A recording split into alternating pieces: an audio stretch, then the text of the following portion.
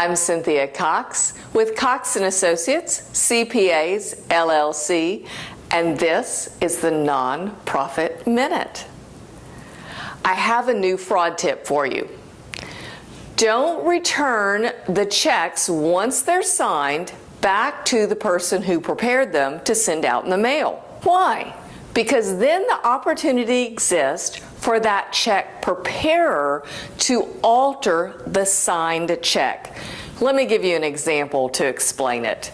So Mary prepares the checks. They're in the software system. She prints them out. She hands them to Jack, who then signs the check, hands the check back to Mary, and Mary wants to change check number 56 to pay herself for $2,000. Instead of going to Office Depot, she changed it to herself, and she pays herself that $2,000.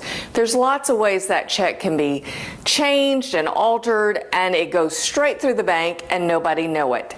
So there's a real opportunity for some fraud to happen here that you want to make sure you close the door on. Easy solution.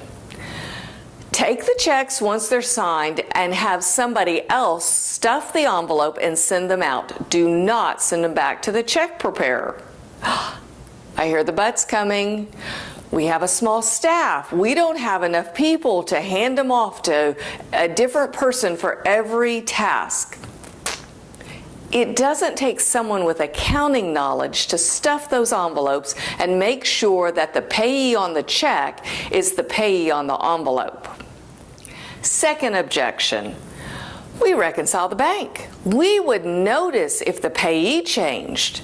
Not necessarily.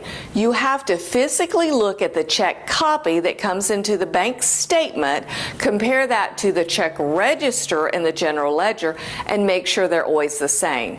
And truthfully, how often does that happen when you're in the middle of a busy day getting that bank reconciled? Save yourself a lot of trouble. Make sure that the check preparer doesn't mail out the checks, and you have gotten that possible fraud taken care of. I'm Cynthia Cox with Cox & Associates, CPAs, LLC, and we look forward to giving you more fraud tips and advice on your nonprofit.